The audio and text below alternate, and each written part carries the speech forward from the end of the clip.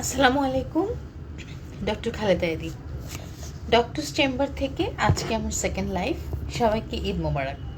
কেমন আছেন সবাই? আশা করি ভালো আছেন। আশা করি সবাই এই কোভিড-19 সিচুয়েশনে খুব সতর্কতার সাথে ঈদ পালন করেছেন, উদযাপন করেছেন, এবং আমরা আবার চলে এসেছি আমাদের আগের পুরনো লাইফস্টাইলে। ডক্টরস চেম্বারে আজকে আমার লাইফটি জাস্ট হঠাৎ করে সকালবেলা রোগী দেখতে দেখতে মনে হলো যে পেশেন্টসদের কিছু ইনফরমেশন দেওয়া উচিত। সাধারণত আমার লাইফের আগে আমি প্রি লাইফ পোস্ট বা কী টপিক নিয়ে কথা বলবো এই বিষয়গুলো নিয়ে আমি আগে থেকেই আমার পেজে রাখি, কিন্তু এখন মনে হলো যে না, সাডেনলি আমি একটি লাইভ করি, বিকজ আমার মাথায় এই মুহূর্তে অনেকগুলো আইডিয়া এসেছে আপনাদেরকে হেল্প করার জন্য। সো এগুলো যদি আমি এখন দিয়ে দেই সেক্ষেত্রে লাইফটি আমার পেজে থেকে যাবে, সো আমার পেশেন্টসরা পরবর্তীতে দেখতে পারবেন। সো এই কারণেই ডক্টর চেম্বার থেকে আজকে আমার সেকেন্ড লাইফের আগে থেকে কোনো ধরনের কোনো অ্যানাউন্সমেন্ট ছিল না। সো আমি আসলে লাইফটি শুরু করছি। যারা যারা আমার সাথে যুক্ত হচ্ছেন তাদের অনেককেই ধন্যবাদ যে তারা আমার পেজ ফলো করছেন, এবং যারা পারবেন পেজটি শেয়ার করে দিবেন, সো দ্যাট সবাই এই জিনিসটা দেখতে পারে ইন ফিউচার, সবার উপকার হয়। একজন সালাম জানিয়েছেন, ওয়ালাইকুম সালাম, আমি সেলিম রেজা চৌধুরী চট্টগ্রাম থেকে। অনেক ধন্যবাদ। যে কেউ যদি আমার সাথে আমার এই লাইফটি দেখার পরে অথবা আমার সাথে কনসাল্ট করতে চান, ডক্টরস চেম্বারে আমার সাথে কনসাল্ট করার জন্য অ্যাপয়েন্টমেন্ট নেওয়ার নাম্বার আছে, সেখানে আপনারা কল করে আমার সাথে কনসাল্ট করতে পারবেন। উপর পিএইচডি করেছি। সো অনেকের প্রশ্ন থাকে যে রিজেনারেটিভ মেডিসিন কি, এ ধরনের মেডিসিন দিয়ে কী ধরনের ট্রিটমেন্ট হয়, যেটা নিয়ে আমার ডক্টরস চেম্বারের প্রথম লাইফ ছিল। এটা একদমই আমার পার্সোনাল একটি ফ্যান পেজ, যেখানে আমার প্রচুর ফলোয়ার্স আছেন। সো তাদের জন্যই আসলে আমি এই পেজটা খুলেছি, বিভিন্ন বিষয়ে ইনফরমেশন দেওয়ার জন্য। সো অবশ্যই আমার যেটা উদ্দেশ্য এই ফ্যান পেজ খোলার, সেটার উদ্দেশ্য হচ্ছে আপনাদেরকে অ্যাওয়্যার করা বিভিন্ন ডিজিজ সম্পর্কে, যেটা আমি সব সময় করি। ডিজিজ সম্পর্কে আমরা ডাক্তাররা অনেকেই কথা বলি, কিন্তু কিভাবে সচেতন হওয়া যায় এবং কিভাবে সচেতনতা বজায় রাখলে ভবিষ্যতে অনেক কঠিন ডিজিজ থেকে মুক্ত থাকা যায়, ওই জিনিসগুলো বলা হয়ে ওঠে না যখন পেশেন্ট আমার সামনে আসেন। আসলে হঠাৎ করে আমি অনেকগুলো পেশেন্ট দেখেছি যারা বেসিক্যালি আইবিএস বা ইরিটেবল বাওয়েল সিনড্রোম অথবা গ্যাস্ট্রাইটিস এই ধরনের প্রবলেম নিয়ে এসেছে। সো তখনই আমার মাথায় আসলো যে আসলে আমাদের দেশের মানুষ অনেকভাবে ডাইজেস্টিভ সিস্টেমের ইস্যু নিয়ে ভুগছেন। সো সেটা চিন্তা করি আমি আজকে টপিকটা ঠিক করেছি যে how to improve your digestive system. এই জিনিসটা আসলে খুবই ইম্পর্টেন্ট, যে কিভাবে আপনার ডাইজেস্টিভ সিস্টেমটাকে আপনি ইমপ্রুভ করতে পারবেন। চলুন জেনে নেওয়া যাক আমরা কিভাবে আমাদের ডাইজেস্টিভ সিস্টেমটাকে ন্যাচারালি ইমপ্রুভ করতে পারবো। তার আগে আমরা জেনে নিই যে ডাইজেস্টিভ সিস্টেমটা কি এবং কেন এটি আমাদের জন্য এত ইম্পর্টেন্ট। সো অনেকে প্রশ্ন করছেন, যদি রিলেটেড কোনো প্রশ্ন থাকে আমি উত্তর দেওয়ার চেষ্টা করব, আর না হলে আমি পরে অবশ্যই ইনবক্স করে দিব। একজন জিজ্ঞেস করেছেন, আপু আমি একটি বিষয় জানতে চাই। অবশ্যই আপনি কোশ্চেন করেন। ডক্টর তানজিন রশিদ তন্নি বলেছেন, we need more live about regenerative medicine. Okay doctor Tonni, আমি আমার একটা প্রিভিয়াস লাইভে রিজেনারেটিভ মেডিসিন সম্পর্কে অনেকখানি এক্সপ্লেন করার চেষ্টা করেছি। আমি চেষ্টা করবো আরেকটা সেশন করার জন্য, যাতে মানুষ আরেকটু ক্লিয়ার হয়। Thank you very much for your suggestion. So digestive system কি? ডাইজেস্টিভ সিস্টেম হচ্ছে একটি গ্রুপ অফ সিস্টেম। আমাদের বডিতে অনেকগুলো সিস্টেম আছে। আমি সবসময় বলি যে আমাদের বডি হাজার হাজার লক্ষ লক্ষ কোটি কোটি কোষ দ্বারা গঠিত, এবং সেখান থেকে টিস্যু, সেই টিস্যু থেকে অর্গ্যান, এবং সেখান থেকে সিস্টেম। তো অনেকগুলো সিস্টেম মিলে আসলে ডাইজেস্টিভ সিস্টেম কাজ করে। সো ডাইজেস্টিভ সিস্টেম একা কোনো সিস্টেম না, এই সিস্টেম এটি একটি কম্বাইন্ড সিস্টেম, যেখানে আমাদের অনেকগুলো সিস্টেম কানেক্টেড থাকে। তার মধ্যে উল্লেখযোগ্য হচ্ছে আমাদের নার্ভাস সিস্টেম, আমাদের লিম্ফ্যাটিক চ্যানেল সিস্টেম, আমাদের কার্ডিওভাস্কুলার সিস্টেম, আমাদের বাওয়েল সিস্টেম। সো সব কিছু মিলিয়ে আসলে digestive system connected. So digestive সিস্টেমের যখন কোনো সমস্যা দেখা দেয়, তখন আমাদের এই সবগুলো সিস্টেমেই কোনো না কোনো প্রবলেম শুরু হয় এবং দেখা যায় অনেক ধরনের সিমটমও শুরু হয়। বা ইভেন আমাদের লিভার যেটা আছে, যেটা আমরা বলি আমাদের বডির লার্জেস্ট অর্গান লিভার, এই সিস্টেমটাও কিন্তু ডাইজেস্টিভ সিস্টেমের সাথে যুক্ত। সো ডাইজেস্টিভ সিস্টেম যদি ঠিকমতো কাজ না করে তখন দেখা যায় বিভিন্ন ধরনের সিমটমস দেখা দিচ্ছে এবং এই সিমটমসগুলো একটা সময় ডিজিজে পরিণত হয়। ইভেন ডাইজেস্টিভ সিস্টেম ঠিকমতো কাজ না করলে অনেক বড় বড় ধরনের ক্রনিক ডিজিজ হতে পারে, যেরকম ডায়াবেটিস নাম্বার 1, নাম্বার 2 হচ্ছে হার্ট ডিজিজ, বিকজ কোলেস্টেরল যদি ঠিকমতো আমাদের বডিতে ব্যালেন্স না থাকে, মেটাবলিজম ঠিকমতো না হয়, ডাইজেশন ভালোভাবে সব ধরনের খাবার না হয়, তখন কোলেস্টেরল বেড়ে যায় এবং সেখান থেকে ইসকেমিক হার্ট ডিজিজ হতে পারে। আপনার ব্লাড ফ্লো যদি ভালো না থাকে, বডিতে প্রপার নিউট্রিশন না থাকে, হাইপারটেনশন ডেভেলপ করতে পারে, কোলেস্টেরল থেকে ব্রেন স্ট্রোক ডেভেলপ করতে পারে। ডাইজেস্টিভ সিস্টেম ভালো না থাকলে ক্রনিক লিভার ডিজিজ বা ফ্যাটি লিভার যেটাকে আমরা বলি, যেখানে কোনো ভাইরাল মার্কার থাকে না, অনলি ফ্যাটি লিভার, সেখানেও প্রবলেম হতে পারে। তাহলে বুঝতে পারছেন যে ডাইজেস্টিভ সিস্টেম আসলে বডির জন্য কতটুকু ইম্পর্টেন্ট। সো এটাকে খুব বাংলায় যদি বলতে চাই, ডাইজেস্টিভ সিস্টেম হচ্ছে একদম আমাদের মুখ থেকে শুরু হয়, একদম আমাদের মুখ গহ্বর থেকে একদম পায়ুপথ পর্যন্ত এই সিস্টেমটি কন্টিনিউয়াস আছে। সো এত বড় সিস্টেম কিন্তু বডিতে আর কোথাও নয়। তাহলে বুঝতেই পারছেন এই সিস্টেমের ইম্পর্টেন্স কতটুকু। এবং এই ইম্পর্টেন্স টাকে আমরা যদি না বুঝি সেক্ষেত্রে এই কারণে, এবং বুঝি না এই কারণেই আমি অ্যাজ এ ডক্টর ইদানিং প্রচণ্ড gastritis, acidity, irritable bowel syndrome এগুলো নিয়ে আসলে প্রচুর পেশেন্ট দেখছি এবং আমি ফিল করছি যে পেশেন্টসদের জানা উচিত যে সে কীভাবে তার ডাইজেস্টিভ সিস্টেমকে ইমপ্রুভ রাখবেন। একজন কোয়েশ্চেন করেছেন what is good for treating IBS. আমি আইবিএস নিয়ে আলাদাভাবে একটি লাইভ করব ইনশাল্লাহ, সেখানে ডিটেলস বলবো। ইন জেনারেল আইবিএস একটি ডাইজেস্টিভ সিস্টেম রিলেটেড ডিসঅর্ডার, তো সেই ক্ষেত্রে আজকের লাইভটিও আপনাকে উপকৃত করবে বা আপনার প্রশ্নের উত্তর দেবে আশফাক আহমেদ। সো আমি যেটা বলছিলাম যে ডাইজেস্টিভ সিস্টেম যদি ভালো না থাকে আপনার কি প্রবলেম হবে সেটা জানাটা খুবই জরুরি। যে কোন সিমটমসগুলো দেখলে আমরা সাধারণত বুঝি যে ডাইজেস্টিভ সিস্টেম ভালো নেই। খুবই কমন কিছু আছে, একটা হচ্ছে যেমন অনেকেরই থাকে ডায়রিয়া থাকে, কনস্টিপেশন থাকে, অ্যাবডোমিনাল পেইন থাকে, এগুলো কিন্তু কমন, বোঝা যায় যে এগুলো পেটের সমস্যার জন্য হচ্ছে। এছাড়াও ব্লোটিং থাকে, অ্যাসিডিটি, ঢেকুর ওঠা বারবার, পেট ভারী ভারী লাগা, অ্যাবডোমিনাল ডিসকমফোর্ট, এগুলো হচ্ছে এমন কিছু সিমটমস যেখান থেকে বোঝাই যায় যেটা আমার পেটের সমস্যার জন্য হচ্ছে। কিন্তু এটা ছাড়াও আরও কিছু সিমটমস আছে যেগুলোতেও কিন্তু ডাইজেস্টিভ সিস্টেম ইনভলভ থাকতে পারে। যেরকম ডাইজেস্টিভ সিস্টেমে প্রবলেম থাকলে অনেকের দেখা যায় যে ফ্রিকুয়েন্ট কাফ অ্যান্ড কোল্ড হচ্ছে, এর অর্থ হচ্ছে তার ইমিউন সিস্টেম ভালো থাকে না। So frequently calf and cold হচ্ছে। অনেকের দেখা যায় এক্সিমা হচ্ছে, অ্যালার্জিক যেই ইস্যুসগুলো এগুলো অনেক বেশি হচ্ছে। অনেকের অ্যালার্জিক রিয়াকশানসগুলো অনেক বেশি হচ্ছে ডাইজেস্টিভ সিস্টেম ভালো না থাকার জন্য। ডিপ্রেশন আসছে, অ্যাংজাইটি আসছে। অনেকের যারা 18 এইজ আছে তাদেরকে আমরা দেখি যে অনেকের একনি হচ্ছে, স্লিপলেসনেস হচ্ছে, রাতে ঘুম ভালো হচ্ছে না, অনেকে মাইগ্রেনের পেইনের প্রবলেম হচ্ছে। এগুলো সবই কিন্তু collectively symptoms of digestive system. So শুধুমাত্র আমাদের যেটা ধারণা ছিল যে আমার তো টয়লেট ক্লিয়ার, এর অর্থই আমার ডাইজেস্টিভ সিস্টেম ভালো, এটা কিন্তু অ্যাডভান্স সায়েন্স আর এটা বলছে না। অ্যাডভান্স সায়েন্স বলছে ডাইজেস্টিভ সিস্টেম ভালো হতে হলে টয়লেট ক্লিয়ার থাকা যেরকম মোস্ট ইম্পর্টেন্ট, এই স্কিনের প্রবলেম এগুলো সবই কিন্তু ডাইজেস্টিভ সিস্টেমের আপনার সরি আমি একটু ডিসকানেক্ট হয়ে যাচ্ছি ডিউ টু নেটওয়ার্ক আর সামথিং। সো অবশ্যই ডাইজেস্টিভ সিস্টেমকে আমাদেরকে কেয়ার করতে হবে, আমাদের ফুল বডিকে কেয়ার করতে হলে।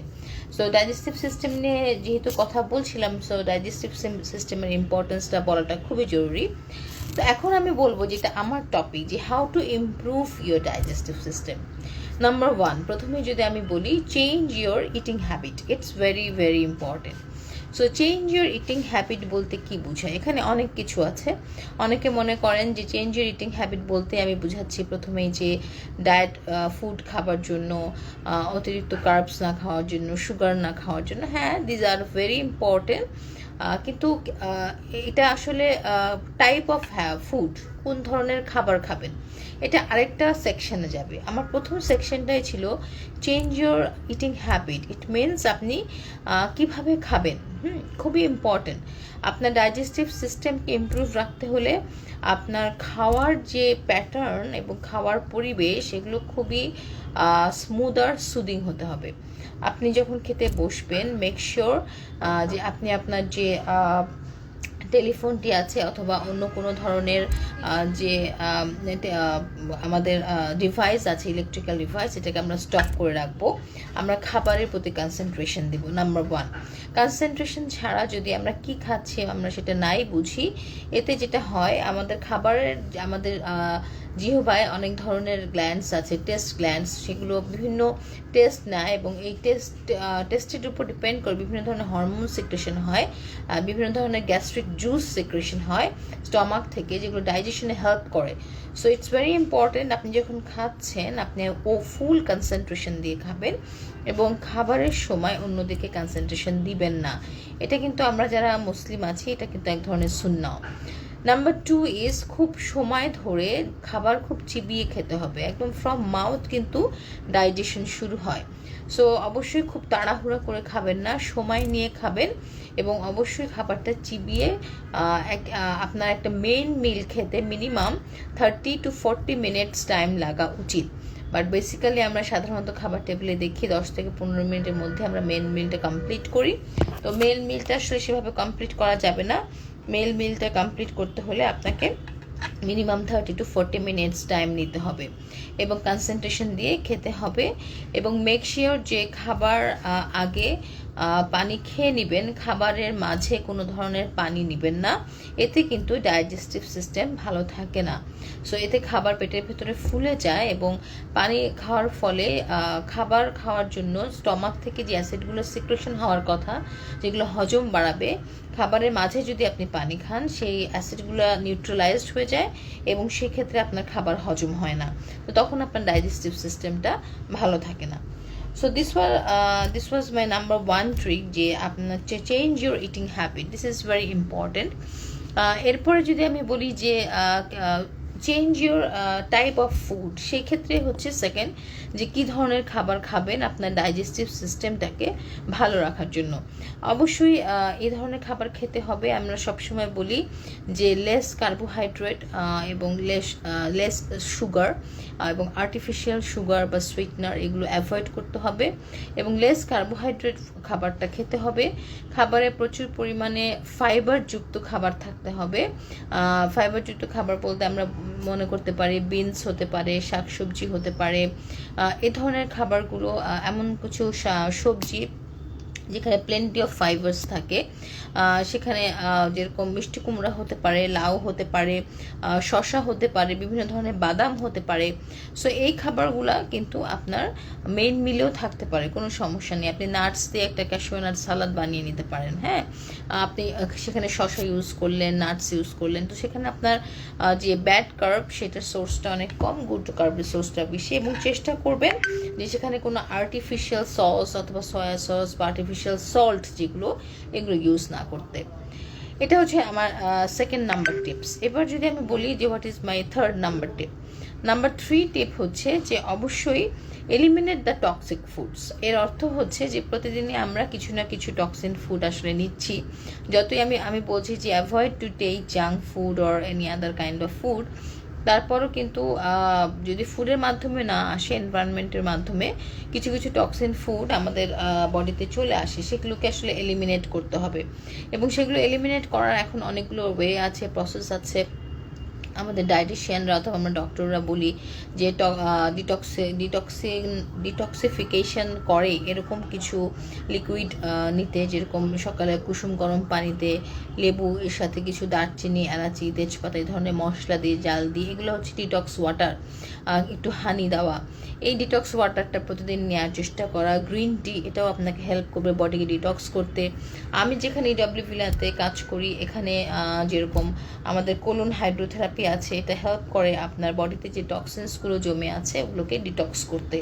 এটাও একটি খুব ইম্পর্ট্যান্ট আপনার ডাইজেশন সিস্টেমটাকে ইমপ্রুভ করা। কারো যদি ডাইজেস্টিভ সিস্টেমে কোনো প্রবলেমও না থাকে, এটাকে মেনটেন করার জন্য হলেও আমি খুব হাইলি রেকমেন্ড করি অ্যাটলিস্ট মাসে 2বার কোলন হাইড্রোথেরাপিটা করে নেওয়ার। এতে হয় কি, বডিতে যে টক্সিনগুলো আননোয়িংলি জমে গেছে ওগুলোকে আপনি ক্লিন করে দিচ্ছেন। সো বডি আবার রেডি যে আপনার ডাইজেস্টিভ সিস্টেমটা আবার অ্যাক্টিভলি কাজ করবে। So this is very important যে আপনি কীভাবে আপনার বডিকে ডিটক্স করবেন। সো ডিটক্সের জন্য এই ধরনের ডিটক্স ওয়াটার নেওয়াটা খুবই ইম্পর্টেন্ট। এরপরে যদি আমি বলি আমার নাম্বার 4 টিপ, সেটা হচ্ছে স্টে হাইড্রেটেড। স্টে হাইড্রেটেড এর কথার অর্থ হচ্ছে প্রচুর পরিমাণে পানি খাওয়া। প্রচুর পরিমাণে বলতে অনেকে ভুল করেন, অনেকে একবারে 1 লিটার পানি 1.5 লিটার পানি খেয়ে ফেলেন। সেটা না করে আমাদের বডির যে রিকোয়ারমেন্ট আছে সাধারণত 2.5 থেকে 3 লিটার পানি, যদি অন্য কোনো ডিজিজ কন্ডিশন না থাকে, বা 3-3.5 লিটার পর্যন্ত এটা হতে পারে, ডিপেন্ডিং অন বডির ক্যাপাসিটি এবং বডির ওয়েট সব কিছুর উপরে ক্যালকুলেশন করে যতটুকু পানি আপনার খাওয়া উচিত না কেন সেটা সারাদিনে ভাগ ভাগ করে খেতে। একবারে প্রচুর পরিমাণে পানি খেলে সেটা কিডনির উপর প্রেশার পড়ে এবং সেটা কিন্তু বডিকে ডিটক্স করেও না। সো আপনার যদি হাইড্রেশন মেনটেন করতে হয় সেই ক্ষেত্রে অবশ্যই আপনার যে নির্ধারিত পানি সেটি সারাদিনে প্রতি ঘন্টায় ঘন্টায় খাবার চেষ্টা করবেন। যেরকম আমি এক্সাম্পল দিচ্ছি, যদি 2.5 লিটার পানি আপনার ডেইলি রিকোয়ারমেন্ট হয়ে থাকে, তাহলে 24 ঘন্টা রাতের 6 ঘন্টা ঘুমের টাইমটা বাদ দিয়ে যদি আপনি প্রতি ঘন্টায় 1 গ্লাস করেও পানি খান, তাহলে কিন্তু 12 ঘন্টা বা 14 ঘন্টা বেশি আপনার পানি খাওয়া হয় না। তাহলে মোটামুটি আপনার 3 থেকে 3.5 লিটার পানি খাওয়া হয়ে যায়। সো এটা কিন্তু খুব ইম্পর্টেন্ট। অনেকেই এটা ভুল করে, সবাই বলে যে আমি ম্যাডাম প্রচুর পানি খাই। কখন খান? আমি তো সারাদিন অফিস করি, বাসায় এসে একবারে 3 লিটার পানি খেয়ে ফেলি। This is a very wrong conception. পানি আপনি যদি অফিসে থাকেন, মেক শিওর আপনি ফিল্টারেটেড ভালো পানি, বিশুদ্ধ পানি নিয়ে যাবেন এবং সেখানে আপনি সারাদিন পানি খেয়ে বডিকে হাইড্রেটেড রাখবেন। বডি যখন পানির পরিমাণ মতো পাচ্ছে না, স্টমাক অথবা ইন্টেস্টাইন বা ডাইজেস্টিভ সিস্টেম, তখন এগুলো ড্রাই হয়ে যায় এবং অ্যাক্টিভিটিসগুলো স্লো হয়ে যায় এবং আমাদের যে কোলনটা আছে এটা মুভমেন্টটা স্লাগিশ হয়ে যায়। হ্যাঁ, তো তখনই দেখা যায় যে বিভিন্ন ধরনের ডায়রিয়া অথবা কনস্টিপেশন ইস্যুসগুলো দেখা যায়। তো অবশ্যই বডি হাইড্রেটেড রাখাটা খুবই জরুরি। একজন কোয়েশ্চেন করেছেন, আপু আপনার চেম্বার কোথায় প্লিজ জানাবেন। অবশ্যই আমি এখানে ইনবক্সে টেক্সট করে দিব আমার চেম্বার কোথায়, অথবা আমার এই পেজে অ্যাবাউট মি যেখানে আছে সেখানে ফোন নাম্বার আছে, সেই ফোন নাম্বারে কন্ট্যাক্ট করলে আপনি পেয়ে যাবেন আমার চেম্বার কোথায় এবং কিভাবে আমার সাথে কনসাল্ট করবেন। অনেক ধন্যবাদ RJ Anwar. So that was my 4th tips যে keep your body hydrated. So it's very important. And number 5 যদি বলি তাহলে খুবই ইম্পর্টেন্ট যে take plenty of probiotic rich food. হ্যাঁ, প্রোবায়োটিক রিচ ফুড অথবা প্রোবায়োটিক জিনিসটা কি, আমাদের কোলনে যে নর্মাল ভালো ব্যাকটেরিয়া অথবা ফ্লোরা থাকে, এই ব্যাকটেরিয়া বা ফ্লোরাগুলো যদি কমে যায় কোনো কারণে, এটা সাধারণত টক্সিনের জন্যই কমে। আমাদের বডি যেহেতু আমরা ডিটক্স করি না, সেই ক্ষেত্রে এটা কমে যায়। সেক্ষেত্রে প্রচুর পরিমাণে প্রোবায়োটিক ধ্বংস হয়ে যায় এবং ওগুলো যখন মরে যায় তখন আমরা যে খাবারগুলো খাচ্ছি ওগুলো ঠিকমতো ডাইজেশন হচ্ছে না, এবং যখন হচ্ছে না তখনই দেখা যায় যে আমাদের ইনডাইজেশন প্রবলেমগুলো হচ্ছে এবং এটা রিলেটেড সিমটমসগুলো দেখা দিচ্ছে। তো প্রোবায়োটিক রিচ ফুড যদি আমরা এনশিওর করি যে প্রতিদিন আমাদের খাদ্য তালিকায় থাকবে, তাহলে কিন্তু এতে অনেক ধরনের আপনি উপকার পাচ্ছেন। নাম্বার 1 যদি আমি বলি প্রোবায়োটিক রিচ ফুড বলতে আপনি কি বুঝে, ইয়োগার্ট, টক দই খুব ভালো একটি খাবার। এটি হতে পারে এনি কাইন্ড অফ র চিজ, এটি একটি খুব ভালো খাবার। এটি হতে পারে আমরা অনেক সময় রায়তার মতো তৈরি করি, এটি প্রোবায়োটিক রিচ ফুড। সো এটি একটি ভালো খাবার। সো অনেকে ন্যাচারাল প্রোবায়োটিক যারা খেতে চান তারা প্রতিদিন খাদ্য তালিকায় একটু টক দই রাখার চেষ্টা করবেন। রায়তার মতো একটা সালাদ, শসা সহ একটু সালাদ তৈরি করে রাখার চেষ্টা করবেন। আর যারা সেটা খেতে পারবেন না কোনো কারণে, র চিজ খাওয়ার চেষ্টা করবেন, পিকল বিটস আছে এগুলো খাওয়ার চেষ্টা করবেন। বাটার মিল্ক খুব কমন এখন বাংলাদেশে পাওয়া যায়, একটি হাই প্রোবায়োটিক রিচ ফুড, সেটি খাওয়ার চেষ্টা করবেন। তবে যদি এগুলো খেতে কারো প্রবলেম হয় বা সবসময় খাওয়ার খাওয়ার সুযোগ করে উঠতে না পারেন, যেটা করতে পারেন রেগুলার আপনারা প্রোবায়োটিক সাপ্লিমেন্টসটাও নিতে পারেন। এখন ন্যাচারাল প্রোবায়োটিক সাপ্লিমেন্টস প্রচুর এসেছে, চেষ্টা করবেন ইউকে বেসড অথবা ইউএসএ বেসড সাপ্লিমেন্ট। আমি হাইলি রেকমেন্ড করি ইউকে বেসড সাপ্লিমেন্ট, যেগুলো আমরা আমাদের সেন্টারও জার্মানি অথবা সুইজারল্যান্ড থেকে নিয়ে আসছি অথবা ইউরোপিয়ান কান্ট্রিজগুলো থেকে নিয়ে আসছি। ওখানে যেটা আমি মানে এনশিওর করি যে ওখানে প্রপার পরিমাণে ব্যাকটেরিয়াগুলো থাকে এবং এদের হাফ লাইফটা খুব ভালো থাকে। সো এই ধরনের প্রোবায়োটিক্স আপনারা যদি রেগুলার একটা করে নেন সেক্ষেত্রে আপনার ডাইজেস্টিভ সিস্টেমটি ভালো থাকবে। একটি কোশ্চেন নিয়ে নিচ্ছিলাম, ম্যাডাম পেটের চর্বি কমানোর জন্য কি করতে পারি? মোহাম্মদ তাজুল, পেটের চর্বি কমানোর আসলে দুটো উপায়। একটা হচ্ছে পেটের চর্বি দু ধরনের থাকে, একটা হচ্ছে ভিসেরাল ফ্যাট, যেটা হচ্ছে আপনার অর্গানের চারপাশে জমে, যেরকম লিভারের চারপাশে অনেক সময় জমে। তো সেক্ষেত্রে সরি আমি আবার ডিসকানেক্ট হয়ে গিয়েছিলাম নেটওয়ার্কের জন্য। সো পেটের চর্বির কথা বলছিলাম যে আমাদের এখানে চামড়ার নিচের চর্বিটা কমানোর জন্য কুল স্কাল্পটিং আছে, আমাদের ডার্মাটোলজিস্টরা এই ব্যাপারে আপনাকে হেল্প করবেন। তো আপনি এভাবে আপনার পেটের চর্বি কমাতে পারেন, তবে মনে রাখতে হবে যে আগে ভিসেরাল ফ্যাটটা কমিয়ে নিতে হবে, তারপরেই সম্ভব চামড়ার নিচে ফ্যাটটা কমানো। So that was my fifth tip, কীভাবে আপনার ডাইজেস্টিভ সিস্টেম ভালো রাখবেন, যে প্রোবায়োটিক রিচ ফুড খাওয়া অথবা প্রোবায়োটিক সাপ্লিমেন্ট নেওয়া। এবং এখন যদি বলি নাম্বার 6, যে এরপরে কি করা, সেটা হচ্ছে এক্সারসাইজ। সো যেটার কোনো আসলে বিকল্প নেই। প্রতিদিন অনেকের বিভিন্ন কারণে দেখা যায় যে হেভি এক্সারসাইজ করতে পারছেন না, সেই ক্ষেত্রে অবশ্যই হেভি এক্সারসাইজ যারা করতে পারবেন না, at least 30 to 45 minutes walk is very important. Simple walking, হাঁটা। সো 30 থেকে 45 মিনিট আপনার বাড়িতে অথবা আপনার বাড়ির নিচে গ্যারেজে অথবা আপনার ছাদে, এই যেহেতু প্যান্ডেমিকের মধ্যে অনেকে পার্কে বা কোথাও যেতে পারছেন না, সেখানে আপনারা এই এক্সারসাইজটি চালু রাখবেন। কারণ ব্লাড ফ্লো যদি ভালো থাকে তাহলে কিন্তু অটোমেটিক্যালি ডাইজেস্টিভ সিস্টেম ভালো হয়। কারণ আমরা জানি যে আমরা যা খাবার খাই আমাদের কোলনের মধ্যে এগুলো অ্যাবজর্পশন হয়ে যে প্রয়োজনীয় নিউট্রিয়েন্টসগুলো আছে সেগুলো ব্লাডের মাধ্যমে আমাদের বডিতে ছড়িয়ে যায়। সো যদি আমাদের ব্লাড ফ্লো ভালো না থাকে তাহলে এটা অ্যাবজর্পশন হলেও এটা বডিতে ঠিকমতো আমাদের পৌঁছাতে পারবে না, এবং তখনই আমরা ম্যাল অ্যাবজর্পশনে ভুগবো বা ম্যাল ডাইজেস্টিভ অর্ডারে ভুগবো। তো সেই ক্ষেত্রে অবশ্যই এনশিওর করতে হবে আপনার ব্লাড ফ্লো ভালো আছে, এবং একমাত্র এক্সারসাইজে পারে আপনার ব্লাড ফ্লোটাকে ইমপ্রুভ করতে। সো এটা ছাড়া আর যেটা আচ্ছা, মোহাম্মদ তাজুল জিজ্ঞেস করেছে ম্যাডাম ওষুধ দিয়ে কি পেটের চর্বি কমানো যায়? ওষুধ is not a permanent solution. তারপর মোহাম্মদ তাজুল, আমি আপনাকে পার্মানেন্টলি টেক্সট করব। ইটস বেটার যদি আপনি একটি কনসালটেশন করে নেন আমার সাথে, তাহলে আমরা কম্বাইন্ডলি আসলে এগুলো ট্রিটমেন্ট করি। তো সেই ক্ষেত্রে combined treatment is the best option. Medicine বা সাপ্লিমেন্টস, ফ্যাট বার্নিং সাপ্লিমেন্টস আছে, ডায়েটারি অ্যাপ্রোচ আছে, এক্সারসাইজ আছে, কুল স্কাল্পটিং আছে, সব কিছু মিলিয়ে দ্য বেস্ট অপশন। তারপর আমার মনে হয় আপনি আমার ইনবক্সে মেসেজ করুন, আমি আপনাকে অ্যান্সার করব। সো এরপরে যেটা আমি বলবো সেটা হচ্ছে যে অবশ্যই নাম্বার 7 আমার লাস্ট টিপস। আমি আমার লাইফের প্রায় শেষ পর্যায়ে, খুব ছোট্ট করে লাইভ করব চিন্তা করেছিলাম, তাও প্রায় অনেকক্ষণ হয়ে গেল। সো লাস্ট যেটা টিপস সেটা হচ্ছে ইনক্রিজ ইয়োর স্টমাক অ্যাসিড। তো এই জিনিসটা অনেকের কাছে খুব একটু অবাক লাগতে পারে যে স্টমাক অ্যাসিড ইনক্রিজ কেন করবো, অ্যাসিড ইনক্রিজ করলে তো আমার অ্যাসিডিটি বেড়ে যাবে। এখানে আমাদের কনফিউশনটা।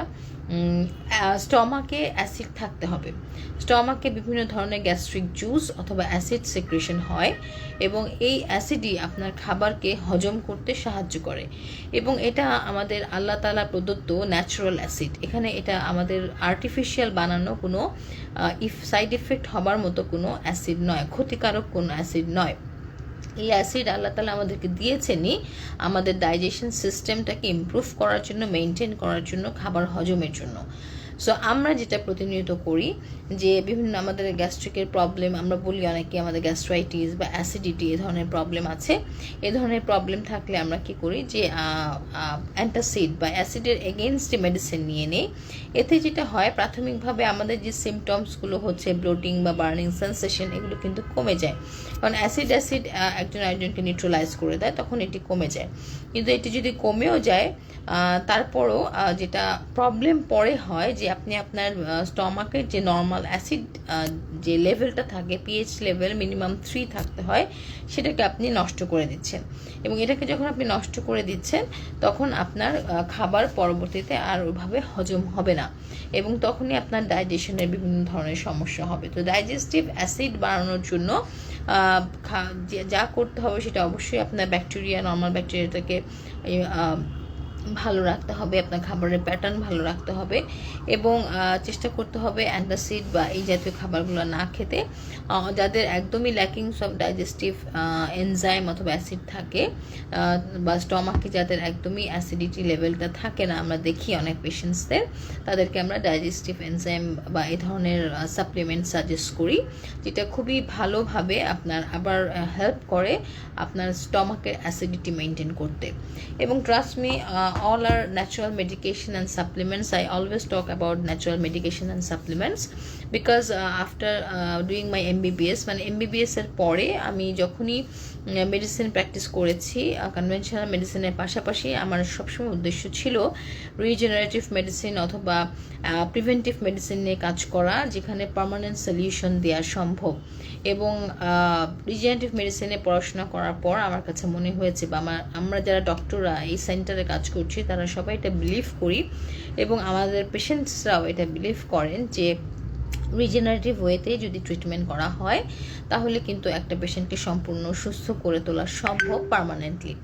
সো আজকের টিপস ছিল যে আপনার ডাইজেস্টিভ সিস্টেমকে আপনি কিভাবে ইমপ্রুভ করবেন, এটা 7টি পয়েন্ট আমি বলেছি। এই 7টি পয়েন্ট যদি পেশেন্টসরা নিজেরা পালন করেন, হয়তো বা ডক্টরদের কাছে আসার প্রয়োজন নেই। যদি প্রয়োজন হয় আমরা সবসময় পাশে আছি, জাস্ট আপনাকে গাইডলাইন দেবার জন্য। অ্যাকিউট সিচুয়েশনে কি করবেন, প্রোবায়োটিক্স কি নেবেন, ডাইজেস্টিভ এনজাইম কি নেবেন, খাবারের প্যাটার্নটি কি হবে, কতক্ষণ ধরে খাবেন, ঘুমটা কেমন করে ইমপ্রুভ করবেন, সিমটমসগুলো কীভাবে রিলিফ করবেন, এগুলোর জন্য উই উইল হেল্প ইউ। কিন্তু যদি এই টিপসগুলো আপনারা মেনে চলেন তাহলে আমার মনে হয় আপনারা দ্য বেস্ট পারসন যে আপনাদের ডাইজেস্টিভ সিস্টেমকে হেলদি রাখতে পারবেন, এবং বাকি সিস্টেম, ডাইজেস্টিভ সিস্টেমের সাথে যা যা সিস্টেম জড়িত আমাদের ফুল বডি পুরোটাকেই আপনারা হেলদি রাখতে পারবেন। আমি মনে করি আজকে আমার লাইফটা এখানেই শেষ করব। এটা খুবই একটা একদমই ইনফর্মাল একটা লাইফ ছিল, বাট আমার লাইফটা পেজে থেকে যাবে। কারো কোনো প্রশ্ন থাকলে ইনবক্স করবেন, আমি আনসার করব, এবং অবশ্যই চেষ্টা করব যে আপনাদেরকে এরপরে এর ধরনের টিপস রিলেটেড ভিডিওগুলি উপহার দেওয়ার, যাতে করে আপনারা নিজেরা নিজেদের টেক কেয়ার করতে পারেন।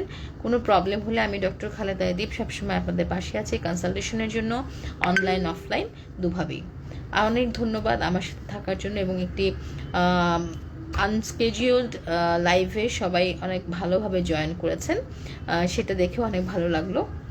অনেক ধন্যবাদ। আবার দেখা হবে নতুন কোনো টপিক নিয়ে। আপনাদের কোনো সাজেশন থাকলে আপনারা এখানে দিতে পারেন। আসসালামু আলাইকুম।